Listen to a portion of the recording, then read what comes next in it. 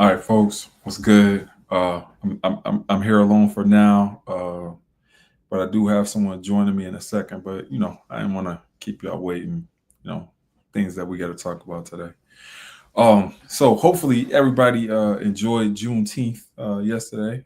June 19th commemorated Juneteenth celebrations. And so I put out a thread yesterday because I'm no longer on the Bird app. My standards have not allowed me to take that stuff in. I think that once the Bird app got to a space to where the negativity reigned supreme, and then that platform was used to win a presidential election, I could no longer put myself in that space in order to, um, you know, provide cover for the guy that is running the country or was running the country before he got into the spat with the guy that's running the country. But either way, I put out a thread yesterday, and it was a interesting thread in the sense that it said, "I'm not gonna lie." So NGL, not gonna lie, but I like Juneteenth prior to everyone knowing about it, right? So I'm gonna say it again. I said in that thread, NGL. Not gonna lie, I liked Juneteenth prior to everyone knowing about it, and so my rationale behind feeling that way is really simple. I feel like the holiday, which means a great deal to Black Americans, especially Black Americans that endured the transatlantic slave trade, Black Americans that are descendants of the enslaved. Um, that holiday just means so much to us in terms of we're getting down to Galveston and us celebrating our freedom. And so that holiday, prior to it even becoming a federal holiday, has always been something that has been cherished in Black communities, especially in Black communities down south. And so I think this federal legislation that turned it into a holiday uh, may have kind of bastardized it in the sense that it's like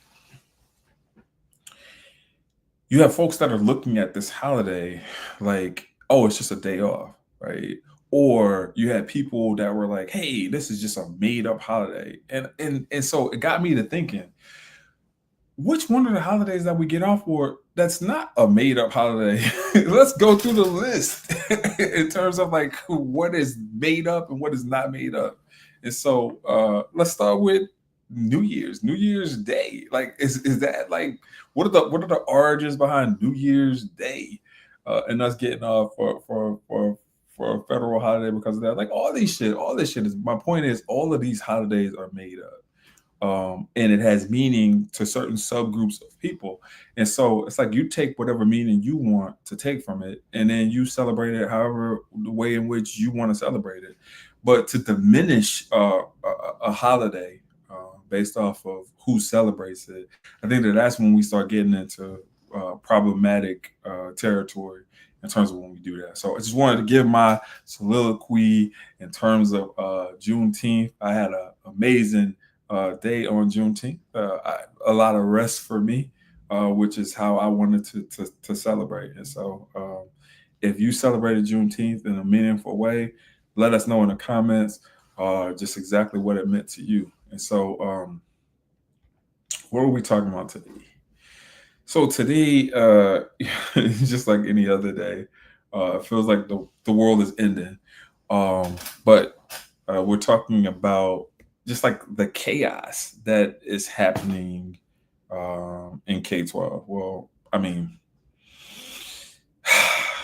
it's tough, man. So shout out to teachers, right? Because like it's the end of the school year. Some folks take in August and let out in May. So folks down south, you guys are already out. Us northern folks, especially New Yorkers, we're still in the midst of regents and doing all the things. So we're still on the front lines, and so we still have another week to go in New York.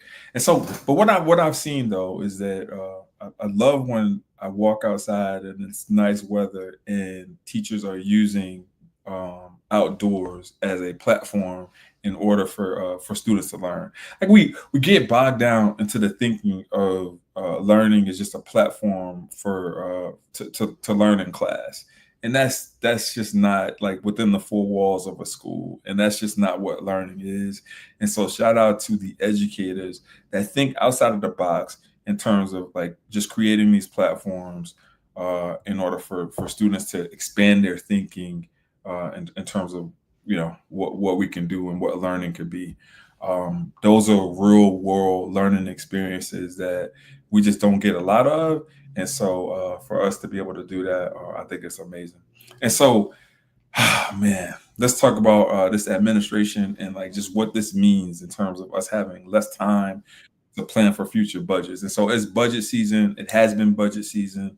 Budget season runs in schools probably from mid-April to around June, right? I know in New York, maybe a little bit different from some of the states elsewhere. But for us, probably around April to June, you start planning and thinking critically about your budgeting and about things that can and can't happen, right? And so here are some of the things that are coming on the pipeline in terms of if you were able to do this year's budget, and then if you're going to be able to think about or think in the future context of doing next year's budget. So, we have some.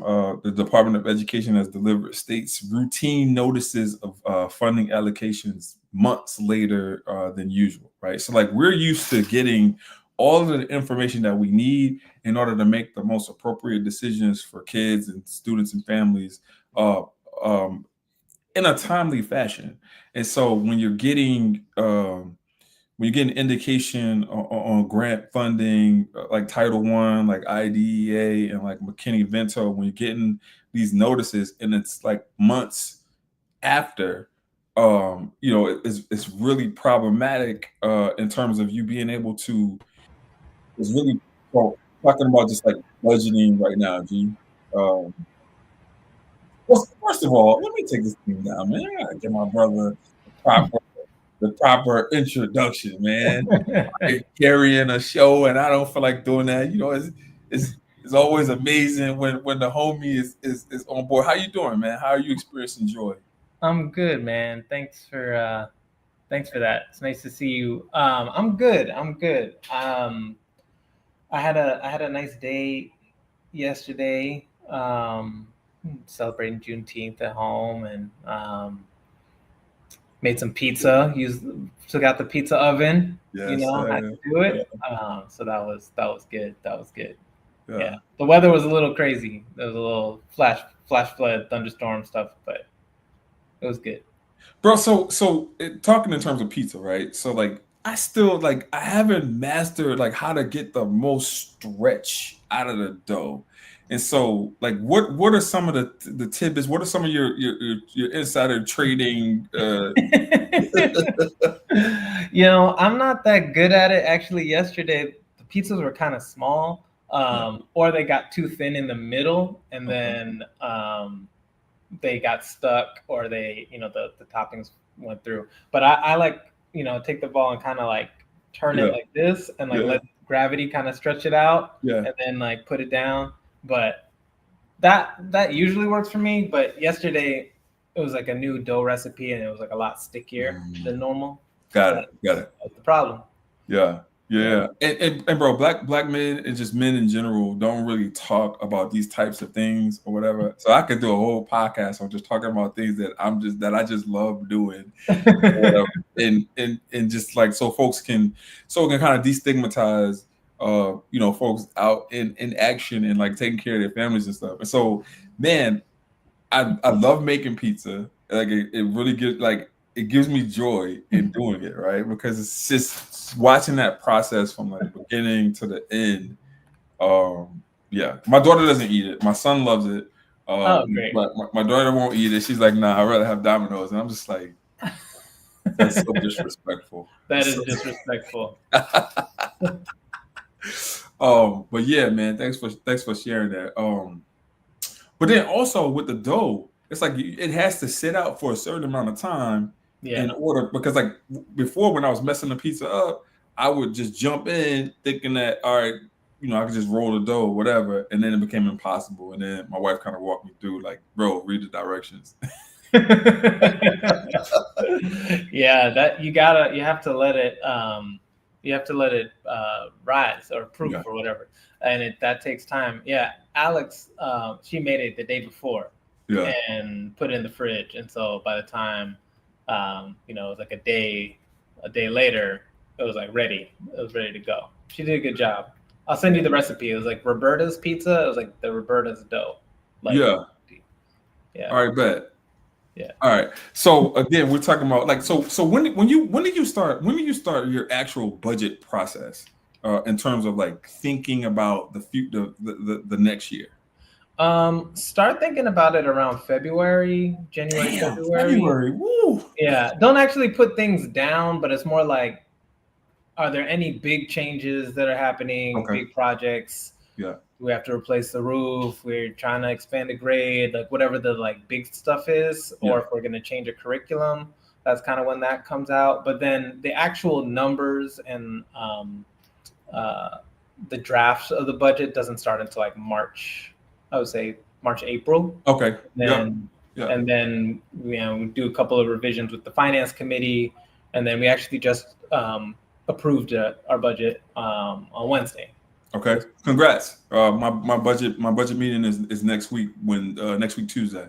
Nice. So yeah, but so that whole what people don't understand with charter schools, that whole the committee work on boards, right? This is the committee work in general on boards, Mm-hmm. bro. The way that streamlines a meeting and the way that streamlines just like how boards work. I think we'd be remiss not to share Mm-hmm. on how smooth things can go if you have committees that are functioning, meeting, and doing the things that they need to do.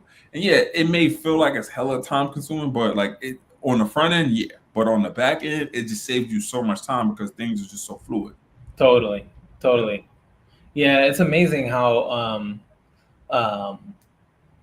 yeah, I think at first people didn't really know how to use our committees or like what they were for, and they didn't have like clear agendas. But now they run really efficiently, and they the people who are like the board members who are on those committees are have been doing a good job of like trying to stay on top of it and taking that responsibility seriously. So Yeah, love that. And so then I guess my question for you is this: like when you're planning for a budget, because like we didn't so right. I don't want to like I don't want to be too critical of them because I'm staying away from politics. I'm on brand management. yeah. Um, but in previous administrations or previous years in which we've been doing budgets, we've been like having these meetings or whatever, like we've known like what's going to be allocated in terms of Title One, in terms of like McKinney-Vento, IDA, all the things, right? Title Two, Title Three, like you have like a clear picture of like what that aid is going to look like. I don't think we have that now. Right. I don't think we will ever have that again, regardless of who is elected in the next election or whatever in the next election cycle, because of what has been undone in the education department. And so, what are your thoughts on that? And then, like, what kind of advice are you giving to like other school leaders in terms of planning forward? Yeah, I mean, it sucks because it creates this. I mean, it's like when you undo something that already existed for any other like future administration to want to add it, it's going to feel like such a bigger thing to replace something that already existed if it's not currently there. And so they're unlikely to want to do that because of all the additional perceived additional funding that it's going to cost. But so what we've been trying to do is like really think about a budgeting really conservatively, like trying to be like, I'm assuming that this title initiative is not going to come back. I'm assuming that this grant program is going to be cut, and I'm building a contingency that if it's not, but at least I'm not like being like caught off guard or over planning for things and then having to pivot because like Yeah, I think this year we removed like Title II, Title IV from our like expected federal funding streams because You don't know if you're gonna get it. you don't know if you can get it, and Yeah, so we don't want to plan against it. But we have a plan for it if we do get it. yeah, yeah, So yeah, but that's been tough. yeah. We're, in terms of like, so right now, like 100% of our kids get school lunch, right? Like Hmm. some program that we got into or whatever. But we were thinking about that as a board. Like I know board members had pushed me and pushed my thinking in terms of like, well, what will we do if the feds take away the lunch program? Like what would it take in order for us to absorb that as a school to make sure that our kids are eating? And so it just brought me Mm. to a weird space because it's just like, damn, why are we even talking about this? Like, why is that even a part of a conversation? Why Yeah. is kids eating a part of the conversation? Like, that shouldn't even be a part of the conversation ever. But here Yeah. we are, man. Yeah. It does make you feel crazy, like the parts of the job that are just kind of like assumptions or like baseline, like you know, school has lunch and we get paid, we get reimbursed for it. Like that is just something that we have come to assume is like just a given, and it's not anymore. And uh, with I know they've said they're not going to touch IDEA. I know they said they're not going to touch Title One, but like who knows how it'll be administered or what the timing is going to be looking like, and it just puts a lot of additional pressure to think about other things related to school budgeting that we don't normally have to think about. Yeah. And so I know we're pretty much on the same timeline in terms of our hiring cycles, right? And so, but like you're in a real like weird position because you're in the city and like things are super competitive because there's a lot of charter schools in the city. Yeah. And so, how do you feel like you're remaining competitive? Not talking about like financial compensation or whatnot, but like the other things that can determine if a teacher stays or goes. Like, how do you feel like you guys are being intentional about approaching that word? Yeah. Well, one of the things that we're trying to figure out, and I mean it's hard because I feel like even just in the last 5 years since COVID, like the way that people perceive their school and like and their relationship to work, and like um, how they want to kind of coexist with like any organization that's paying them a salary is changing. And I think some of the things that we used to kind of emphasize in terms of like the quality of coaching and development, and like how you're going to be molded and developed as a leader or as a teacher or as a non-instructional professional. Those are all things that were really high on people's list for like why they would come to our school, and that remains to be true, but people also are looking for like other ways that we can be flexible, Mhm. and accommodating to other needs or desires that they have, whether that's like interests outside of school or pursuing advanced graduate study, helping to pay back loans, thinking about like long-term financial sustainability. And so we're trying to think about other ways that we can provide those services, even though that's not like core to who we are, because we know that that's what the folks that we want to keep, that's the things that they're asking for. Yeah, What are you doing? bro, similar. I think that we have like it's probably less competitive in terms of finding teachers out here only because like we're so far out, and then we have like universities that are like adjacent that we have partnerships with and whatnot. Mm, Shout out to St. Joe's. Like St. Joseph's College is a couple miles away from here, but we partner with them. We get student teachers from them, and so oftentimes we're able to kind of see that talent or see the rising potential of a student teacher, and mm, then take a risk on maybe a first year teacher that has been taught with us. So it kind of gives us a competitive advantage in terms of doing that.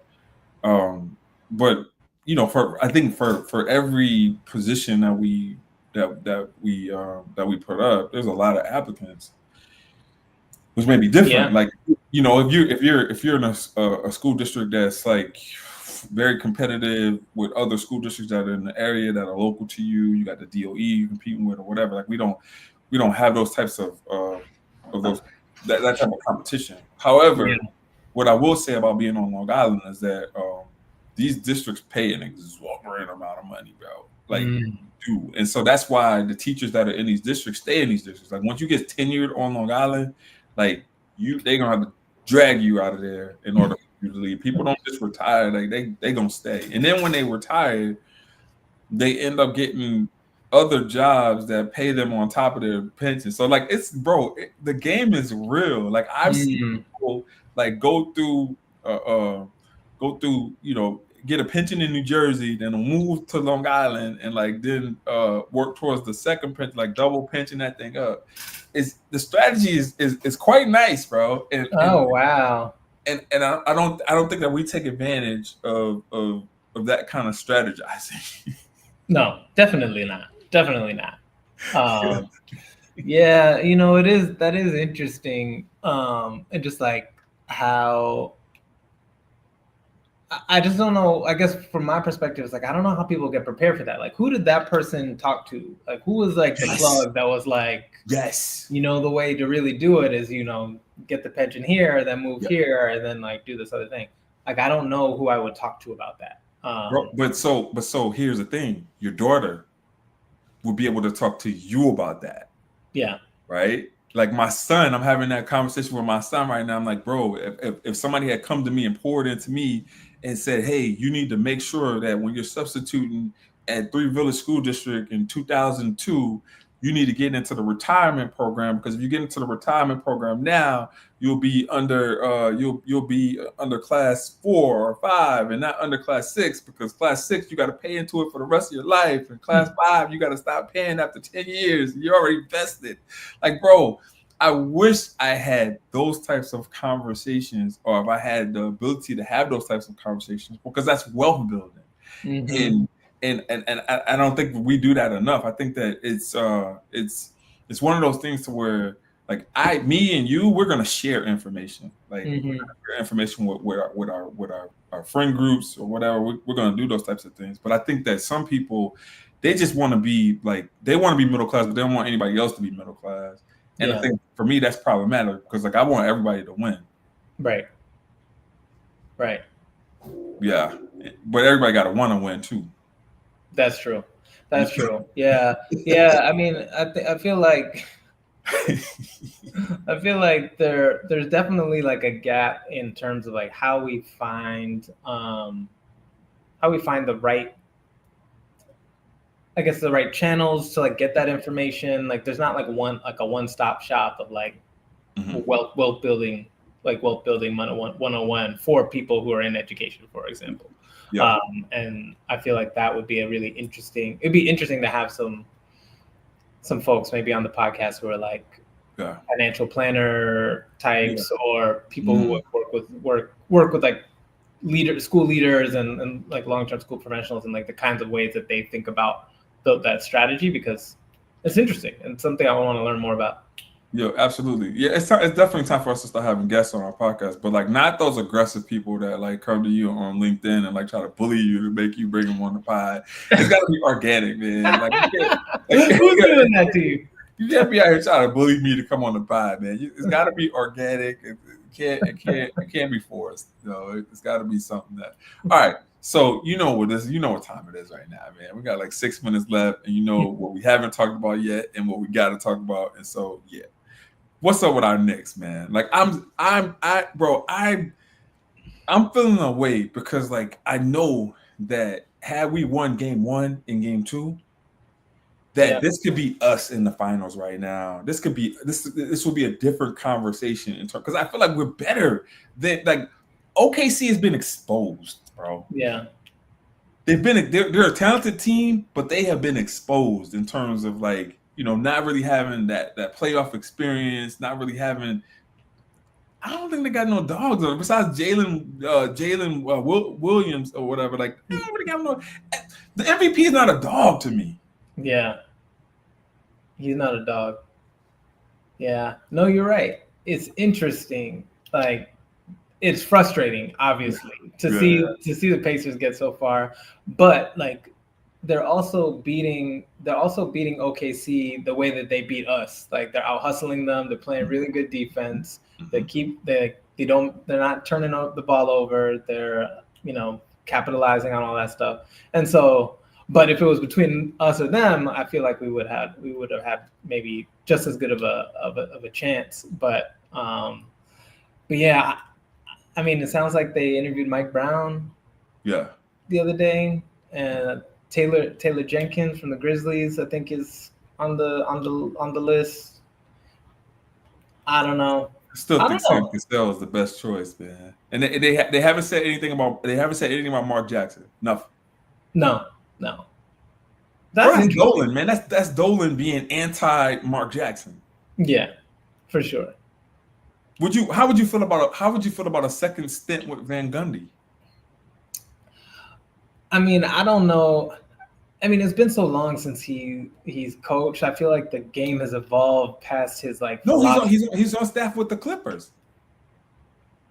Oh, I guess you're right. You're right. I take that back. I take Yeah. that back. I thought that he's not commentating anymore. No, that's Stan. Oh, Jeff is okay. on staff with the Clippers. Okay. So then maybe I don't know what I'm talking about then. But I was thinking about like like the way that he used to coach the Knicks is not the way that they need to be coached anymore. Oh, And so absolutely not. No, they don't have the same talent. They don't have the no. yeah, No. But he was a good coach when he was with I was surprised he left. yeah, he was a good coach. Anytime you throw your whole body, you willing to throw your whole body around somebody's leg to save your players, bro. Like, yo, that's how you weren't a coach. Yeah, that's true. That is true. That's legendary. Have you been keeping up with any of the WNBA stuff? Yeah, I'm keeping up with our my Liberty. Yes, sir. They're Our cooking our our liberty. our Liberty. Yeah, yeah, Yeah, they're good, man. They're a really deep team, and they got better from last year, so that's exciting. yeah. Um, but but yeah, I mean, Caitlin Clark, man, Well, she's going through some shooting woes right now. yeah, And I'm a fan of the game, right? And so like I would be the first person to say like, yo, listen, Caitlin Clark is a dog, bro. Like, listen, yeah, if I'm starting a new franchise right now, and I got 5 picks, she's gonna be in the top 5. Is she gonna be number 1? No, number 1 is gonna be Vegas. Like number 1, number yeah, 1 is straight up, like, because she's a dog. yeah, But Caitlin will definitely be in the top 5 in terms of who I would select.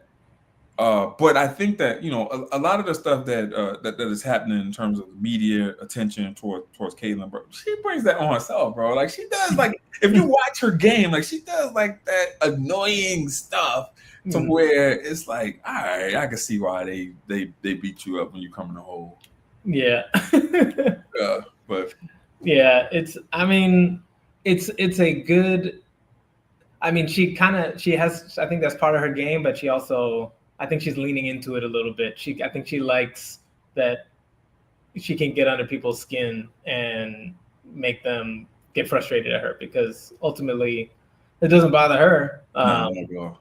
So Yeah, I like Paige Becker's, man. Paige Becker's game is crazy, and yeah, I knew that coming out of UConn, man. I knew, I'm like, man, are you watching this girl? Like she's yeah, legit. she's really legit. I'm excited. I'm excited for her career. It's gonna be good. Yeah, and then we go to Chicago, bro. I love Angel Reese, man. She's tenacious.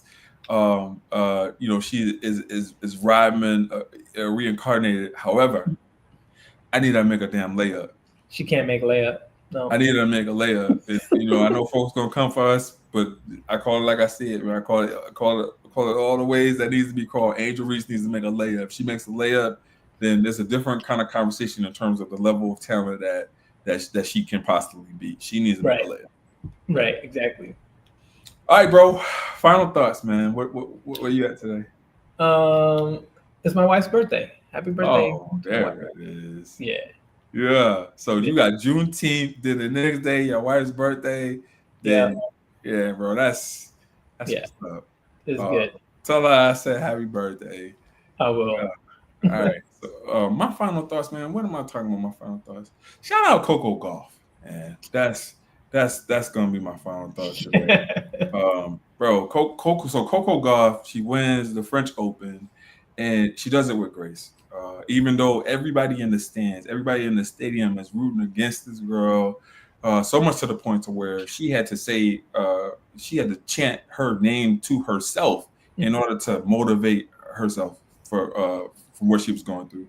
And so, for all the Black women out there that are going through this type of anguish, to where you are the only person that is rooting for yourself, I'm rooting for you. We are all rooting for you, and that was an awesome display of sportsmanship and ability. And so, shout out Coco Golf. Can't wait till she comes to Queens for the U.S. Open. Oh yeah, I'm looking forward to it. I got a new Coco Golf T-shirt I'm gonna wear when I go. Love that. Yeah. All right, folks. We'll see you next week. Hopefully with Steve. Yeah.